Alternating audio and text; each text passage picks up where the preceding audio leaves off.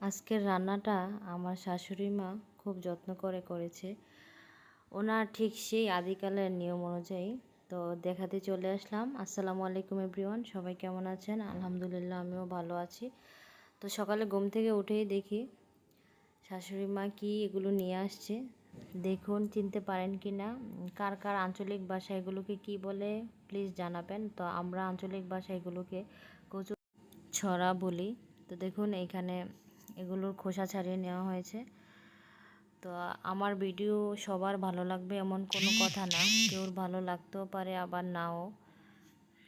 তো আমরা মধ্যবিত্ত ফ্যামিলি, গ্রামে বসবাস করি আর মাটির চুলায় রান্না করি। তো সেটাই আপনাদেরকে দেখাবো, গ্রাম বাংলার রান্না কীরকম হয়।